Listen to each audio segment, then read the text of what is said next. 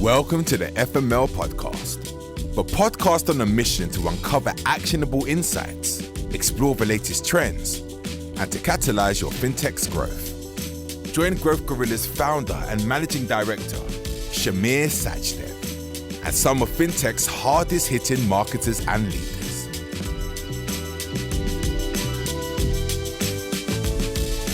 Welcome everyone to today's episode of the FML podcast. Today we're joined by Joost Brok, VP of Marketing at Plum.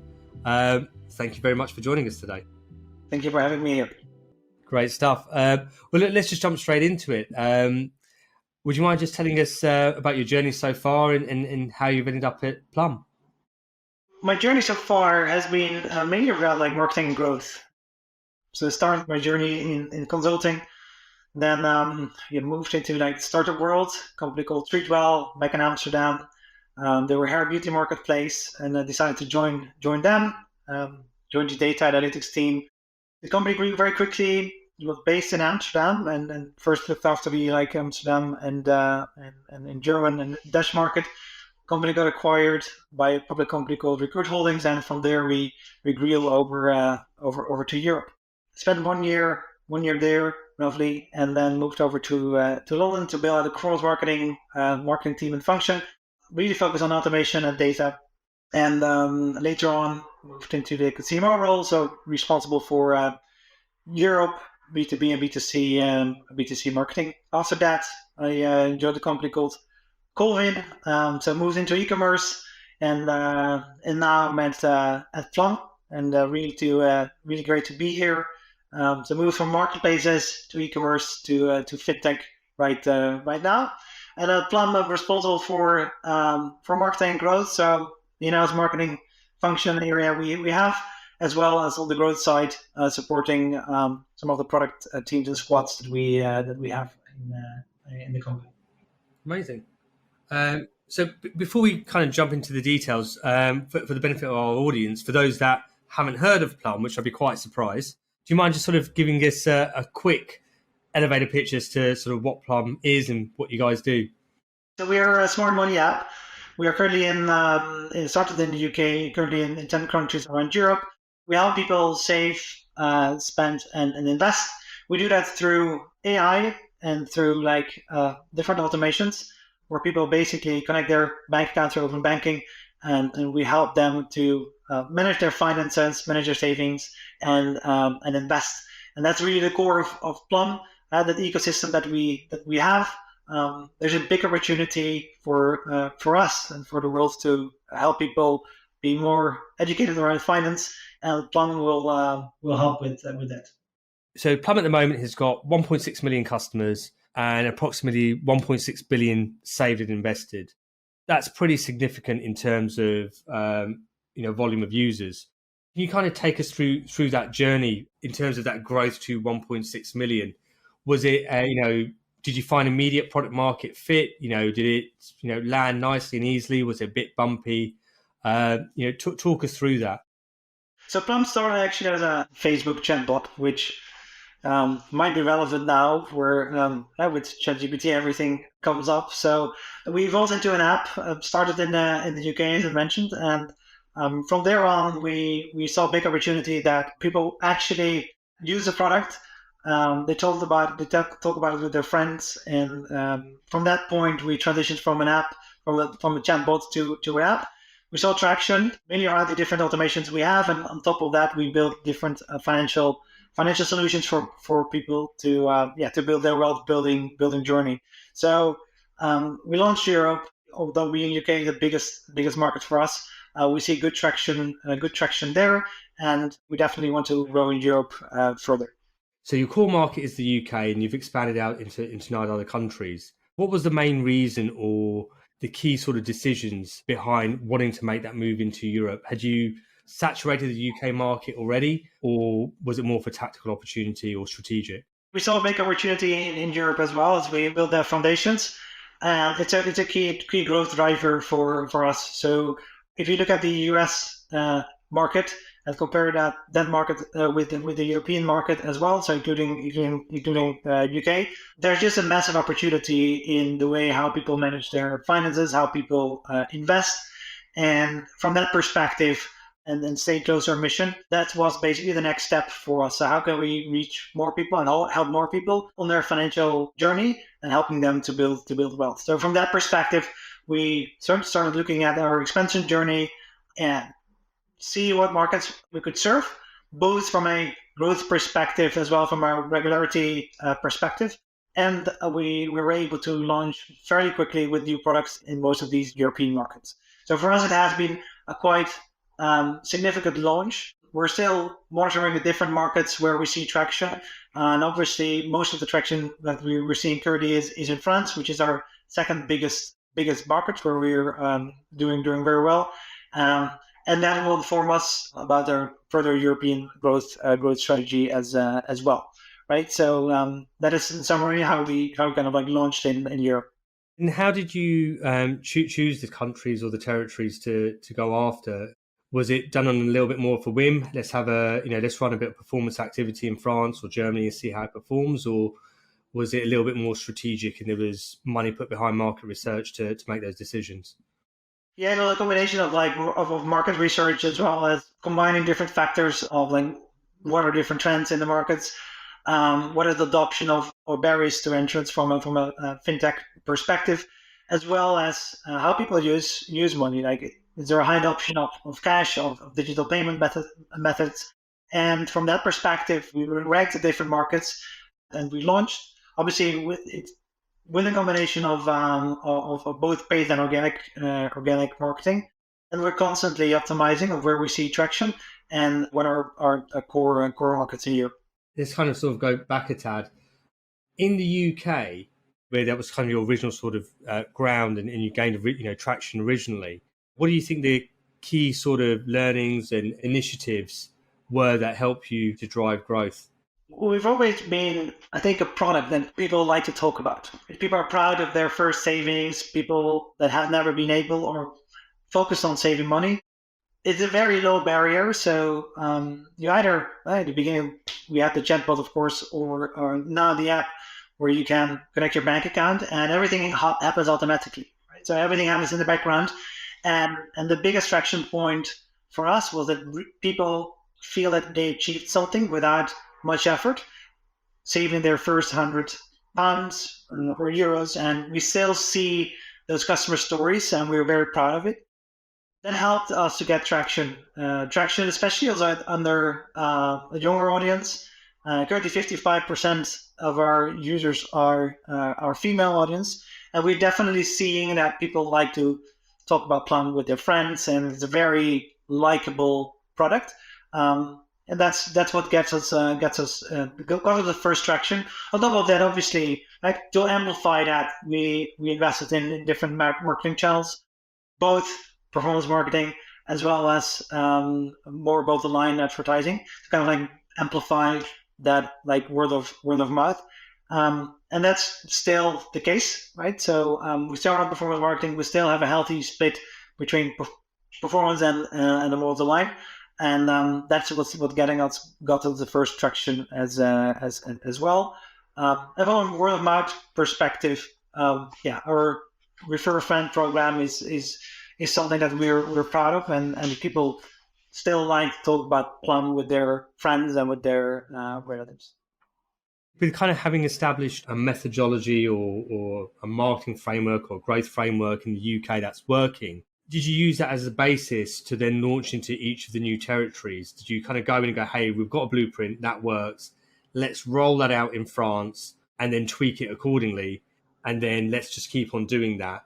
Or did you pretty much build the ship from the ground up in each territory, without making, to avoid making any assertions or hypotheses? It's a combination of both. So we used some of the growth frameworks that we were utilizing in the UK. Looking at open banking, we definitely see that there's a higher adoption in terms of open banking in the UK, both from banks and providers. That's something we monitor very, very closely. So on the UK side, everything is looking healthy in terms of open banking, and there's a wide support. Although we always think there can be better support and better standardization. But definitely in EU, where we have in some countries many banks, many different parties, very regionalized, that can be a challenge. So we need to iterate on like how do we make sure we still drive that value from the app where we stick close to our mission, which is all about like how do we like basically build wealth like automatic, right? And that is something that at some point we couldn't deliver in Europe, so we had to make some adaptations to our product to still give users the option of saving automatically. And then on the regulatory frameworks, obviously every market is different in that aspect.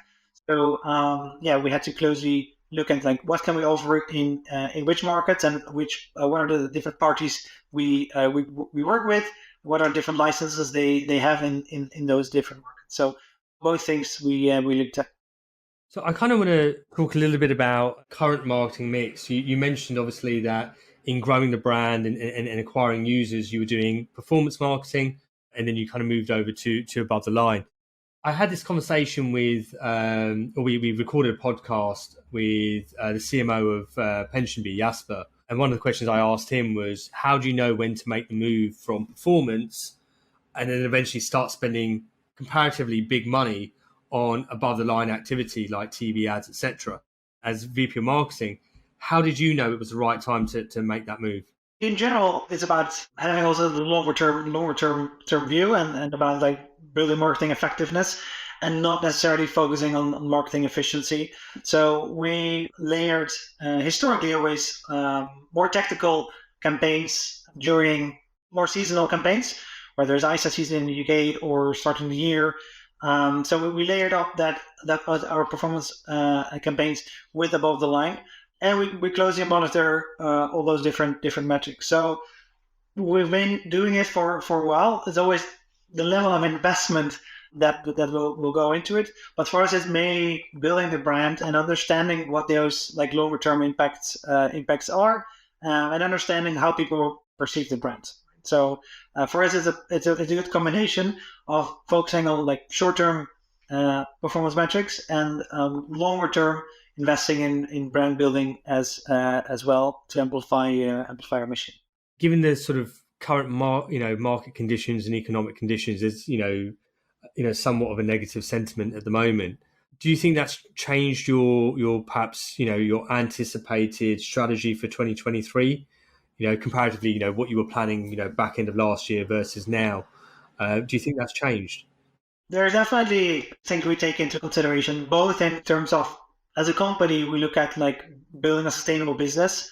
Luckily, we've already pivoted to a subscription model to focus on like features and solutions where people really would like to pay for and bring value. So having done this pivot helped us to be very resilient during any downturn. So we're not massively relying on transaction volumes in that sense.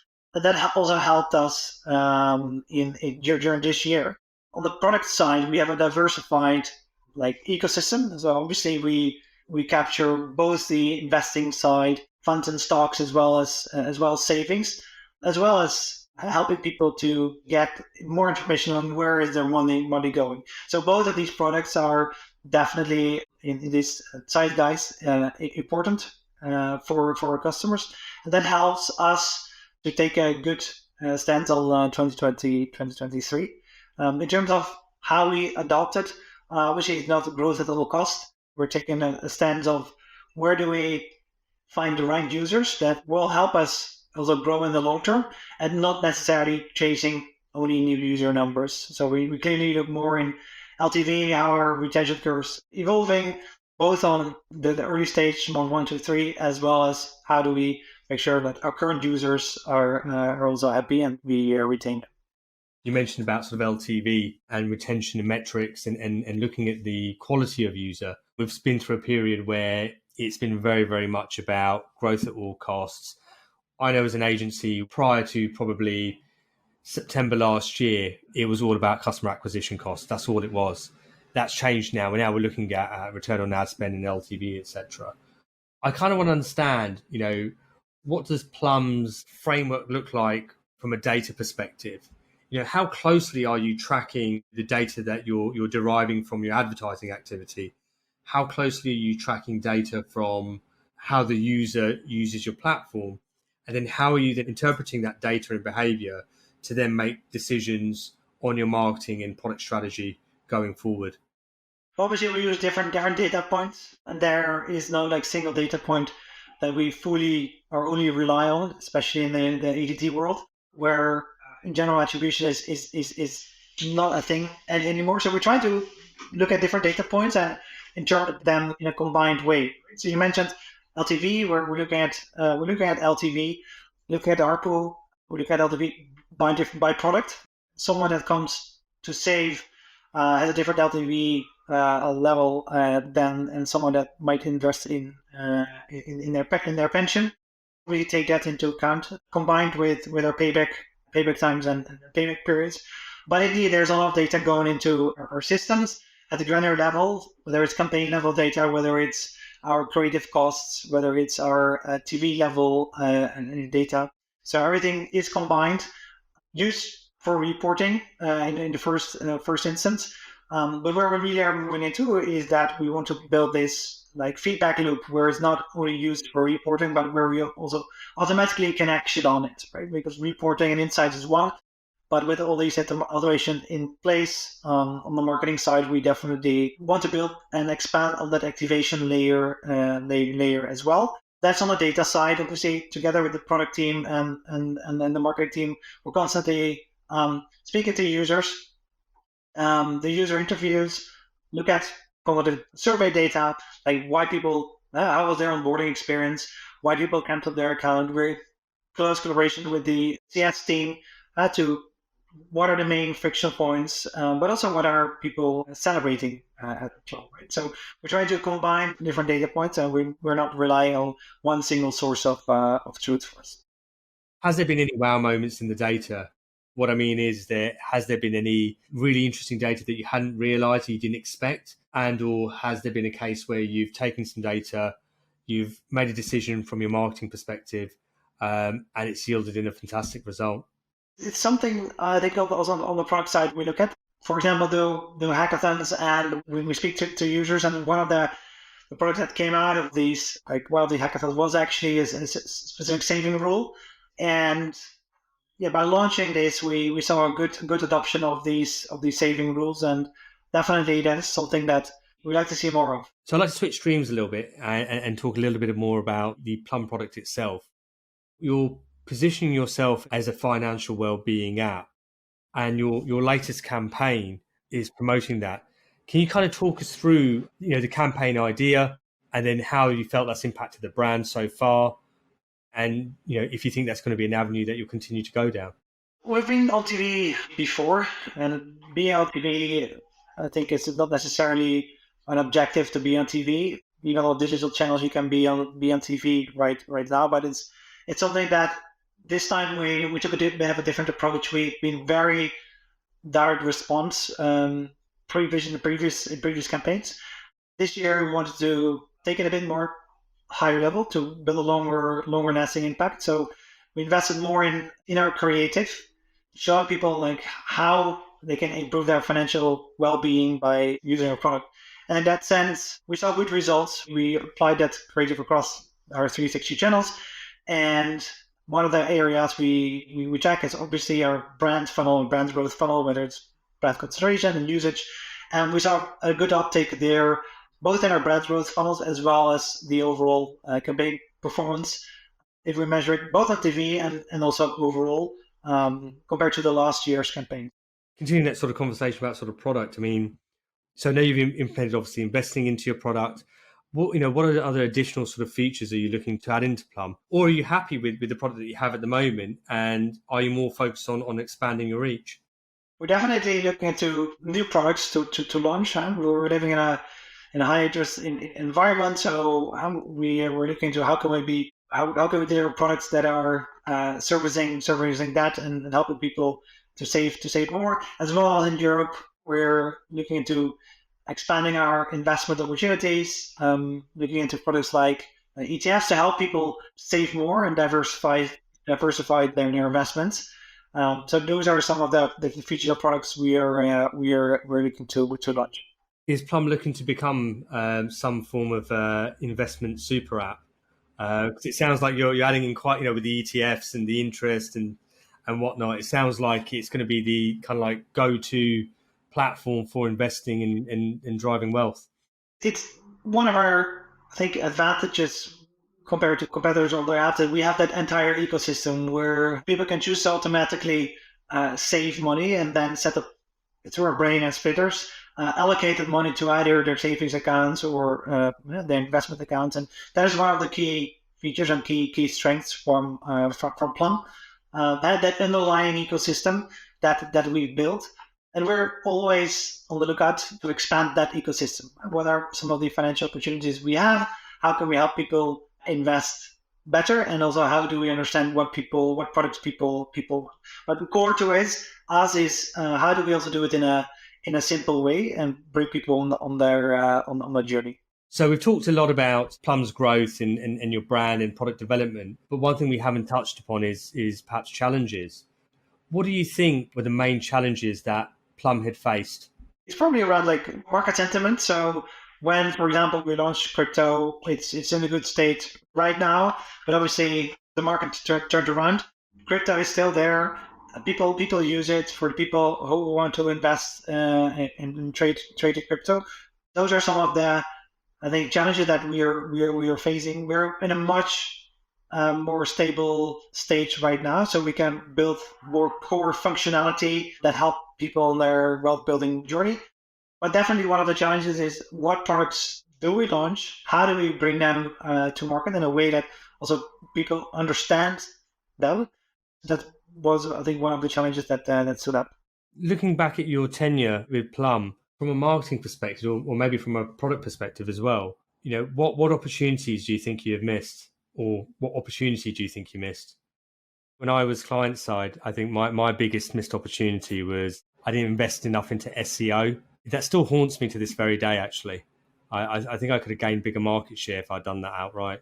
It's obviously a big organic growth driver. When I would look at the thing that we did well and we captured on is to really facilitate virality by using word of mouth in our product. We could utilize organic growth more in terms of building out content. And I think that one of the things that we will have to work on is how do we also build educational content within the app to help people. We did user research. We see there's a big gap in what people want to invest and what their basically understanding is of investing. So we're currently testing different short form pieces of content. Basically learning nuggets to help people understand more about the financial markets and financial products. Really, that kind of brings us on to looking into the future, really. You kind of touched upon this. Obviously, you're looking to add in additional products to the offering, looking to expand across Europe. Aside from that, what else is in the future for Plum? Is the US in sights, or are you looking at other territories? And other than the products that you mentioned, is there anything else that you're looking to jump into? One of the key areas we want to invest further is building that ecosystem. We have a good foundation in the investment side. We have a good foundation in the savings side. But what we can leverage definitely more is how do we bring it together? How do we build more saving solutions? How do we understand better what users want? And for us, how do we automate more of this journey? How do we think about forecasting the financial future of some of our users? And that is an area where we definitely are thinking about to invest more. Before I let you go, let's jump into our quick fire round. And other than our podcast, the FML podcast, what other podcasts are you listening to at the moment? I'm more of an ad hoc podcast listener. I don't have I have a huge list of podcasts I should be listening to. Mainly podcasts around sports performance. Nothing. There's not one particular podcast that stands out for me. What sports do you mostly listen to? You a big football fan, or? It's more cycling, running, triathlon, more on the performance side of things. Amazing. Other than Plum, what's your favorite fintech app? Revolut. I'm not allowed to use Monzo anymore since I'm not based in the UK anymore, but Rabbit is the alternative for me right now after Plum, of course. What books are you currently reading or would you recommend? One book I would recommend is it's called The Culture Map. It's a very interesting book on how to lead and understand different cultures. That helped me a lot in understanding and managing multicultural teams, understanding about like how people look at high context, low context, and that is it's definitely a read which I recommend to people. Amazing. What's the best bit of life advice you've ever received? Be kind and make an effort. Simple, but I like it. Well, Joost, thank you very much for joining us today. It's been great speaking with you. Thank you. The FML podcast is brought to you by Growth Gorilla. To find out how our marketing growth experts can boost your fintech's growth, head to growthgorilla.co.uk. And make sure to search for the FML podcast in Apple Podcasts, Spotify, or anywhere else podcasts are found. Don't forget to click follow to ensure you don't miss any future episodes. On behalf of the team here at Growth Gorilla, thanks for listening.